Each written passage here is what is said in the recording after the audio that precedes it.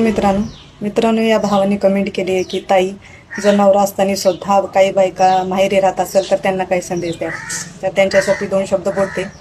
कसं आहे ना माझ्या लाडक्या ताईंनो, तुम्ही भले तुमच्या माहेरी आईपाशी राहा, पण समाज खूप वाईट आहे. भले तुम्ही आईपाशी राहिलात ना तरी लोकांना त्रास होत असतो. विचारायचे त्यांना एक रोग असतो.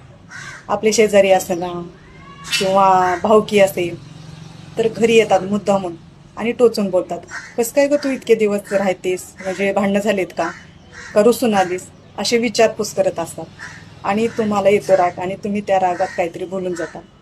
हे चालतच असतं, म्हणजे प्रत्येक मुलगी असं वागतेच. कारण त्या त्रासातून आलेली असतील, त्या संघर्षातून आलेली असते. तिला जर कुणी असं काही बोललं तर अजून राग येईलच, हे साहजिकच आहे. तर तुम्हाला एक मला सांगायचं आहे ताईंनो, कसाही नवरा असू दे, लंगडा पांगळा लुळा आंधळा, पण तो आपल्याजवळ असला ना तर सुरक्षा असते. आणि तो जीव लावतोच ग, फक्त त्याला समजून घेण्याची गरज आहे.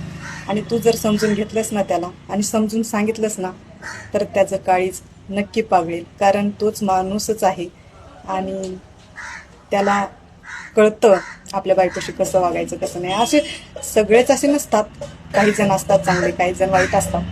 पण तुम्ही जर प्रेम दिलं ना त्यांना भरपूर, तर तो नक्की बदलेल. आणि मला हा खूप मोठा विश्वास आहे, तो नक्कीच बदलेल. कारण काही जणांचे खूप कमेंट्स आले होत्या त्याच्यासाठी एक व्हिडिओ बनवा म्हणून. तर मी आज तो व्हिडिओ बनवला आहे.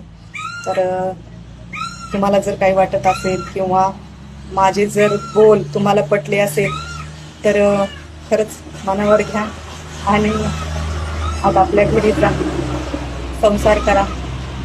कसं आहे ना, एकदा वेळ निघून गेली ना तर परत ती वेळ येत नाही. परत रडत बसण्यापेक्षा आधीच आपल्या सगळं सुधारून घेतलं ना तर खरंच खूप बरं वाटेल, मलाही आणि तुमच्या नवऱ्यालाही.